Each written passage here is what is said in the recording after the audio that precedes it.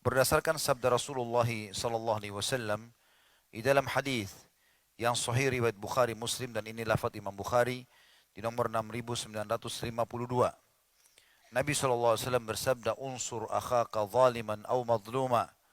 Wa su'ila alaihi salatu wassalam an kaifiyati nasrihi wa huwa zalim.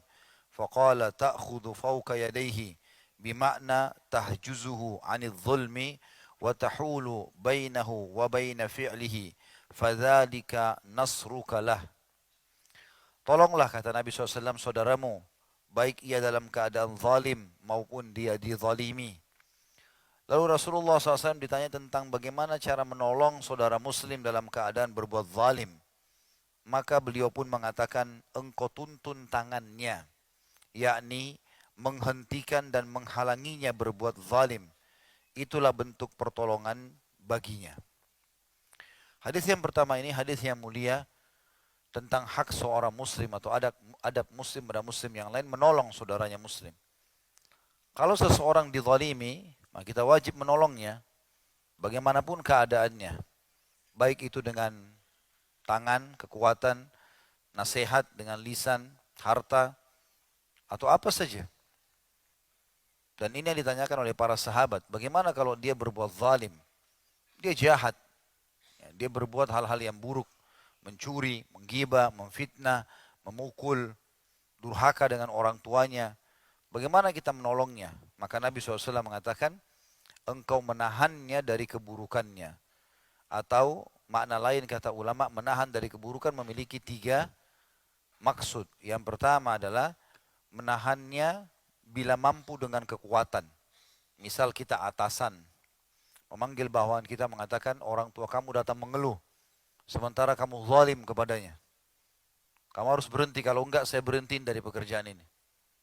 Karena di sini tidak boleh menerima pegawai yang durhaka sama orang tuanya misal. Saya mendengar kamu tidak memberikan nafkah kepada istrimu dan anakmu, sampai keluhan kepada saya. Maka kemudian diberikan ancaman. Kalau dari gaji ini kamu tidak memberikan kepada kebutuhan wajib keluargamu, maka saya akan berhentikan misalnya. Dia menggunakan powernya. Ini termasuk memberhentikan kezaliman dengan power. Ya. Atau mungkin pemerintah yang memberhentikan pengedar narkotika misalnya, bandar narkotika, atau apa sajalah. Ya. Sementara dia adalah muslim, orang-orang ini. Kalau orang non-muslim pun tentu harus diberhentikan. Tapi ini kita bicara masalah adab sama muslim. Kita harus berhentikan. Dan memberhentikan ini bukan karena kita hasut padanya, tapi justru karena kita menyayanginya sebagai saudara. Kalau kita nggak berhentikan malah masalah. Yang kedua, dengan menggunakan lisan, nasihati, luruskan. Kalau memang kita tidak punya power untuk itu. Dan yang ketiga sudah kita tahu dengan hati kita atau doa. Makanya tidak boleh sama sekali kita diam. Jangan mengatakan itu bukan urusan saya. Ada orang lagi digebukin di pinggir jalan, kita nggak tahu ini masalahnya apa. Maka kalau kita pun buru-buru, maka kita minimal sekali tidak boleh lewat kecuali kita sudah mengucapkan dalam hati, ya Allah, menangkanlah yang terzalimi di antaranya, misal. Maka ini harus kita ucapkan. Tidak boleh kita pikirkan diri sendiri. Bagi seorang muslim tidak ada namanya masuk surga sendirian. Tapi dia harus mengajak saudaranya yang lain. Nggak boleh dalam Islam kita mau ke masjid, kita lihat ada saudara kita muslim duduk dekat masjid, nggak dipanggil. Kalau kita biarkan malah jadi masalah buat kita itu. Sebagaimana hadis sahih berbunyi, siapapun yang melihat seseorang berbuat kemungkaran lalu dia tidak memungkirinya, maka yang sedang berbuat mungkar itu akan datang mencekik lehernya pada hari kiamat, ya, dan berkata, ya Allah, orang ini lihat saya berbuat kemungkaran kemudian dia tidak meluruskan, maka saya tuntut.